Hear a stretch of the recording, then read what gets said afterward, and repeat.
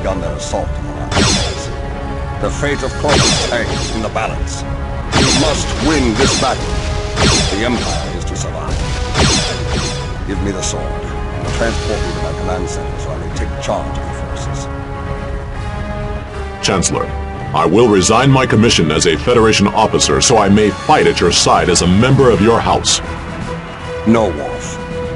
I need you to help me in more important matters. Take the Avenger to be refit with a cloaking device. If your suspicions are correct, and Toral is in league with the Romulans, he will no doubt seek their protection when we drive him from Kronos. I need you to confirm that alliance when he retreats. Very well, Chancellor. I will be ready.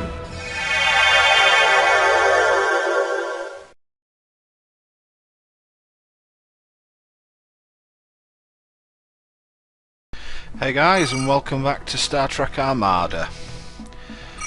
This is the third Klingon mission, and we are over the Klingon homeworld of Kronos. Just show me where. And Toral is trying to stake his claim to the Klingon throne. I already have a shipyard built, so we're going for the weapons center. You'll notice that I have to do a bit of long-range mining here. It's a bit unfortunate, but there are essentially 3 dilithium moons in the middle of the map. There's 2 standard ones, and you'll notice in the top left-hand corner there is actually a dilithium moon that's infinite. It's purple in colour. Means that it will never run out. So that's obviously a prime resource, but unfortunately it's right in the middle of the 2 factions. So my goal at the moment here is to build up a fleet of essentially Vorcha class ships and try and take over the middle of the map. You'll notice in the bottom right hand corner of the map there's a wormhole. That actually leads to Toral's base. But both sides of the wormhole are covered in sensor arrays and disruptor cannons, and that's not the Klingon way anyway. The Klingon way is head-on combat, so we'll be doing that. As you can see, Toral's fleet kind of guards the dilithium moon up there, but he hasn't got a dilithium operation running yet, so it's up to us to get there first, essentially. Add to the fact that the front of his base is covered in turrets as well. So again, using the wormhole does become a very viable strategy. Ready to build. But, I choose not to because I'm stubborn like most Klingons. We do not have enough resources. We have a new ship for the fleet. I've researched the tachyon detection grid because I am up against a Klingon opponent, and Vorcha class cruisers and birds of prey are both capable of cloaking, base is under attack, and they're going to form the main part of any attack force. Looks like my sensor array was disabled there, but let us get to I think that comes back online later. I'm not too sure what happened. Well, this is going to be the major part of the mission for the beginning. It's going to be the computer throwing a few birds of prey at us, 1 Vorcha and 1 Sukjar class ship, and I'm gonna try and take both of them over here. One area where the Sukjar is a heck of a lot more powerful than the Vorcha is that it has a lot more crew. The Vorcha has very few crew on it, whereas the Sukjar only has 10 less than a Nakevar, but it needs them because of the Commando Team special weapon. One thing that's unique to Klingons that you have to look out for in this game is that usually when crew levels go red for most of the races, everything basically stops working on the ship. But the Klingons have a bit of a unique way of reacting to that, and that's like the other races, everything stops working apart from the weaponry. They basically just go into a sort of berserk mode where nothing gets repaired at all, but the weaponry gets sort of a bonus going on. So really the one place you don't want your crew as Klingon is yellow. It's like red, at least you get some kind of bonus to your weapon fire. Anyway, I'm now going to try and take over this middle position. get hold of this infinite moon, because once I've got hold of that, I've pretty much locked up the game, even though it is still very early in the mission. As you can see, the suck jar can take a bit of a beating, but I'm going to try and take it over, and the fact that I've disabled the life support on it does help me as well. And that's another ship for the fleet. Basically, we just need to keep the starbase from being destroyed at the beginning of the game, and once we've got the infinite moon, it's just a case of wearing Taral down. It won't take that long. The battle has begun.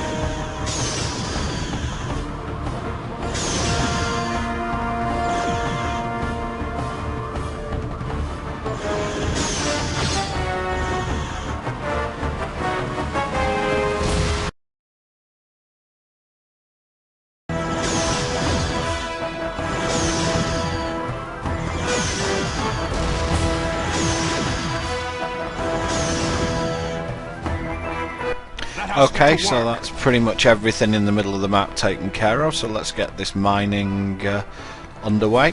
One thing that is a bit of a disappointment from the opponent as far as the AI goes in this level is that, just to explain what I'm doing here, I'm building another dilithium refinery close to the blue moon here so that I can disassemble the first one to stop the long range mining. And what it will also do is give me an extra dilithium freighter, so I don't have to build any more when I go for the purple moon. But just back onto the slightly disappointing thing about the enemy AI here, they don't really adapt too much with the times. It's like Polaron torpedo being used on me there. Is that the bird of prey's, I mean, it's okay-ish in decent numbers at the beginning of the game, but it really does become rapidly outclassed later in the level, and the AI will just simply continue to use them, whereas a human player will just completely ignore the fact that the bird of prey exists once you get past a certain point. And it just really ends up being a bit of a waste of resources from the opponent, but I'm not going to complain too much about that.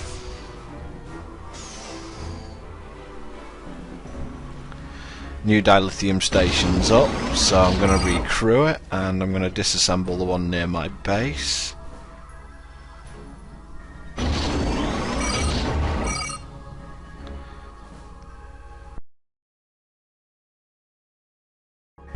Oh, hello, Taral's trying to come through the back door again, and that's really not going to work with 3 birds of prey.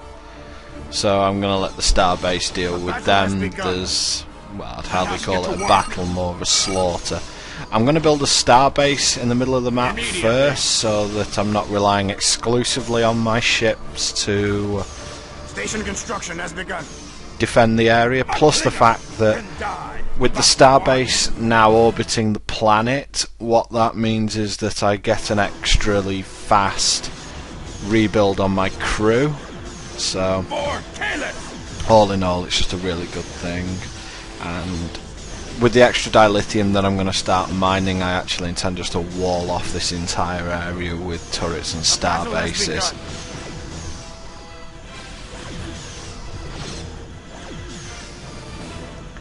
As you can see, the suck jars can take a bit of a beating even once their shields are down, but they're still not really enough of a threat to the fleet that I've got going on here. And again, the computer's just sending cannon fodder for my vultures. If there was such a thing as a kill count in this game, they would be they'd be the ship that you'd most want to see to get a few bonus points.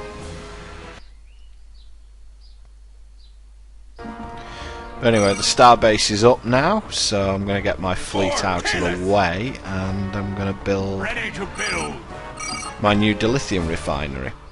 Right away. And with the 4 miners I had earlier and the 2 new refineries I've built, that's the 6 dilithium freighters I'm going to need to have this place at maximum saturation. A battle has begun. Our base is under attack. The Vulture just Polaron torpedoed my starbase and he hit the life support, which is probably about the most inconvenient thing he could have hit. But fortunately the starbase was fully crewed, so it's not going to be able to completely and utterly take out the crew of the starbase, but it is pretty annoying. I'm just going to have to recrew it. New battle station is complete. You can see the kind of delayed effect that the Suckjazz Commando team had on it there. But now I've got the dilithium mining completely up and running, so it's time to expand my fleet. I'm going to build a second normal shipyard, and I'm going to build the Imperial shipyard. And the Imperial shipyard will allow me to build Natevar class ships. In fact, here is the Imperial shipyard. As you'll notice, it's huge, so I've got to find somewhere to put it.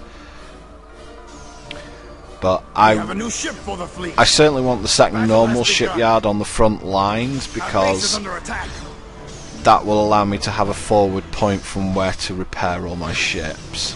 Station construction has begun. Been caught with my pants down a little bit here by the opponent's attack, but it's still not going to make too much of a difference. They're just not attacking with enough force to cause me to have any sorts of problems here. Once I've got my shipyards up and running, it's just a case of cranking out Natevars. I will build Vulture class cruisers as well from my normal shipyards, but the Natevar is the top priority here. Unfortunately, 1,000 deaths by fearing one. In fact, here is a Natevar. That mine. Gimme. There we go.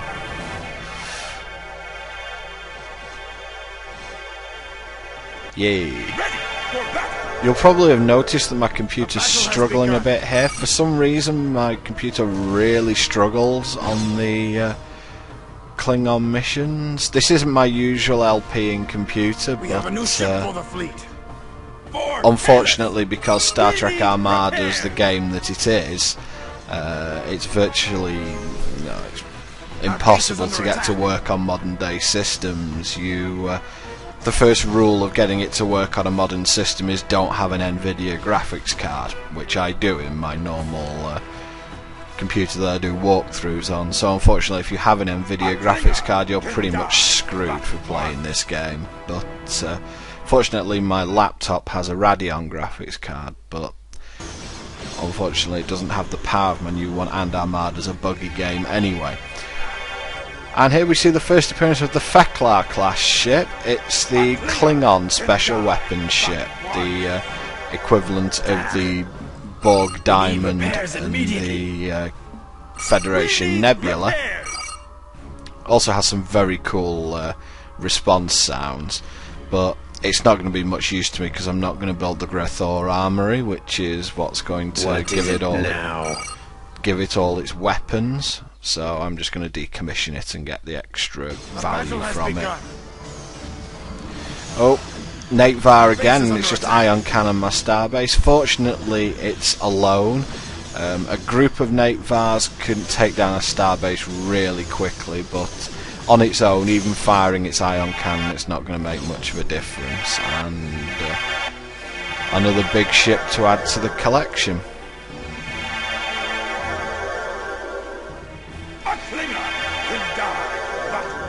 It seems to be the transporter that really makes the game chug, which is a bit of a problem since it's my favourite thing to use in the game, but hopefully I'll be able to play around with the game for a few future missions. It's this one and the next one where it chugs a little bit, but I'm going to see if I can come up with some solution to it over the next couple of days or so. I think maybe I can turn off the director's cut at the bottom. That'll probably help. I don't use it that much, and alright, it looks quite shiny, but if it's causing the game to have real problems, then I can turn it off and that might have some kind of effect. We'll see, I'll play around a bit, but I already had the footage recorded for this mission and the next one. As you can see, I've started to build Nate Vars now, so the end is nearing for Terral. It's not going to be much longer. And I've built a second starbase here just to block off the path to my dilithium mining. And here they come again, and that is the Klingon war chant, basically. I think it's called the death chant. It's basically just a buff that affects all of the Klingon ships. Increased firepower, increased speed, etc. And it does wear off. The Feklar actually fires some kind of wave here. I can't actually remember what that does, but it doesn't seem to have too much of an effect on us. And then he runs into my fleet of Nate Vars that's just being built. I'm just going to hang around for a minute, and then I'm going to stop the transport onto it, and my ships can just destroy it. Or I can steal it and get the dilithium for it. Really, the whole stealing things in this game is worth so much in the way of dilithium, time and crew that if it's possible to steal something, you probably should do. Third starbase just to complete the wall off, even though it's probably totally and utterly overkill at this point, and I think very shortly I'll be heading into Terral's base. Station construction has begun.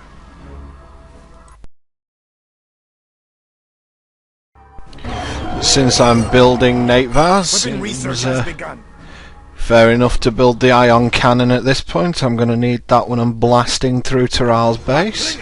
Can die but once. A battle has begun. Our base is under attack.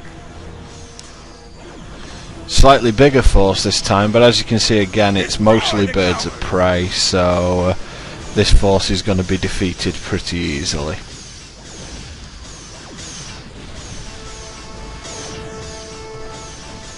Yeah, birds of prey are going to go up in no time.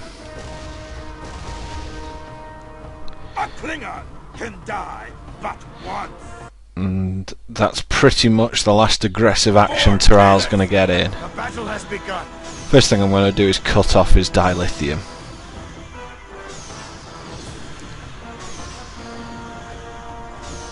Probably could have done this a lot earlier, but hey ho.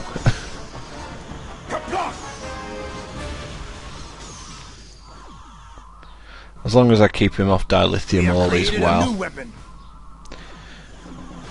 I think that's the ion cannons ready to be deployed now. Upgrades on the ship in this game cost as much as one of the ships, so the ion cannon costs 700 dilithium, which is the same as a Nate Var.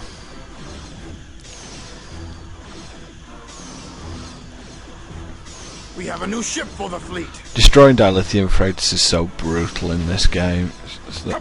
They cost so much and they're just defenseless. The amount it sets back your opponent's economy is really ridiculous. I finally get around to researching the Polaron torpedo. I've left that off for quite some time now. Really shouldn't have done, should have got around to that a lot earlier.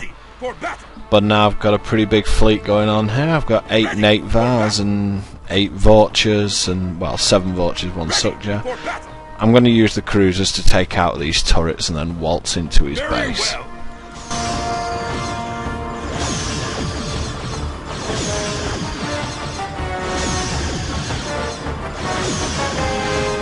We have a new ship for the fleet. Borg, Caliph!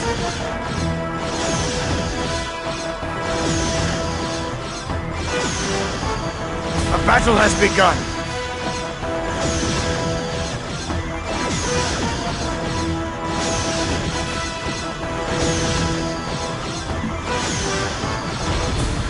To battle!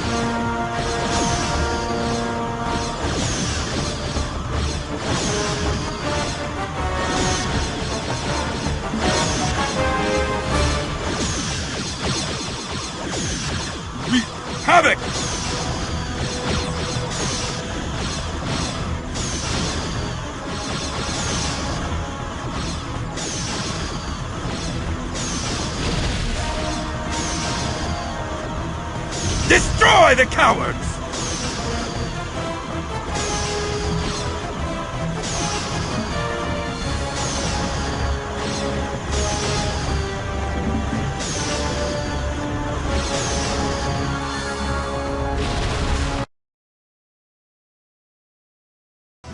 So that's all the turrets down, and now it's clobbering time. There's no point risking the Nate bars against the turrets, and at this point I'm just going to waltz in and smash his base now. That ion cannon did quite a lot of damage to my Nate bar there. It blew half its shields off, but if you think that's an ion cannon, no. This is an ion cannon.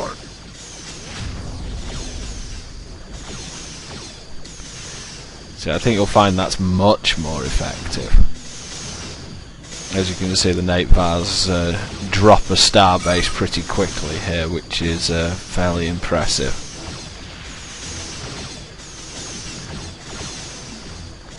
Slightly annoying here that the Nate bars AI decide to attack the Grey Thor armory there rather than the ships which are shooting at them. No more dilithium here. A battle has begun. It's not going to take long. They're going to take out what's left of Taral's fleet, and that's the end of that. So I will let you guys watch the mop-up and the end sequence, and I will see you next time for the final Klingon mission. Thanks very much for watching, guys.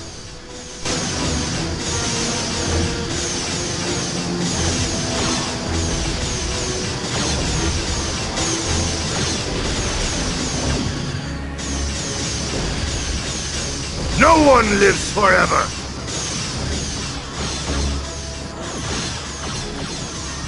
The day will be ours!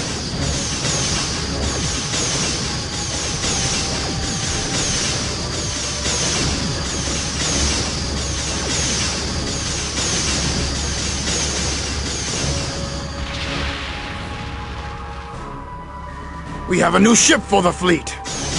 Give the Batak his due! A battle has begun!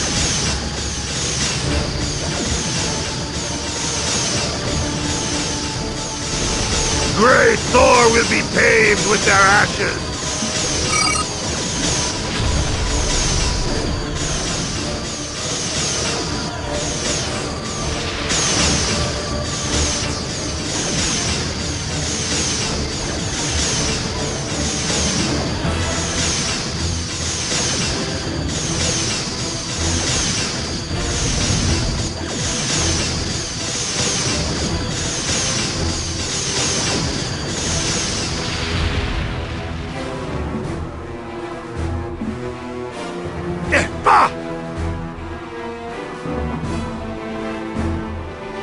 Let loose the dogs of war! Grey Thor will be paved with their ashes! A battle has begun!